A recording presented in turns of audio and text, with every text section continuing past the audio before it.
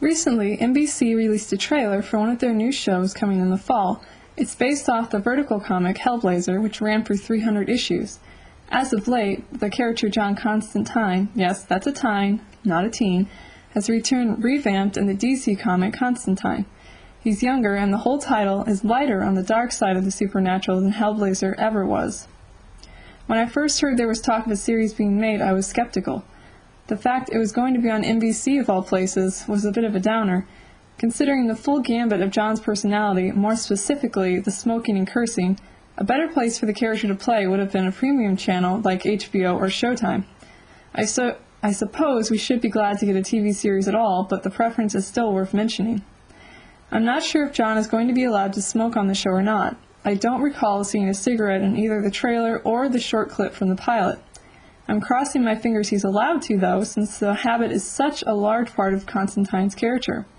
One of the comic's most well-known storylines, Dangerous Habits, involved John's cigarette addiction and how he dug himself out from it. If this sounds familiar at all, that's because the same storyline was the basis for the movie starring Keanu Reeves.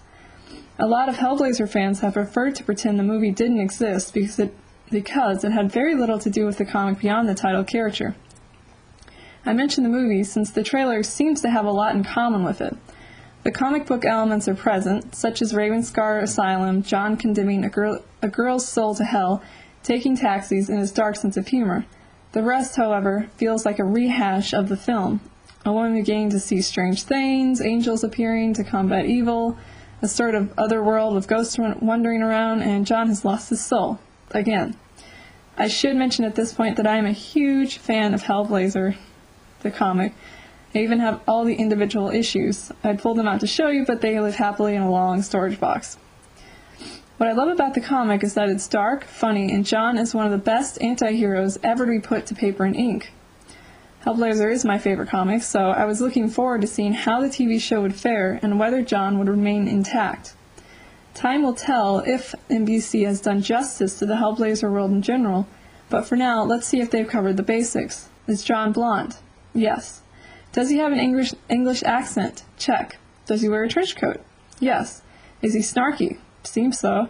Does he have magical powers? Yes. Does John live in London? No. With only one or two misgivings, mainly that the TV show resembles the movie and the will he smoke or not debate, I'm willing to give the show a chance.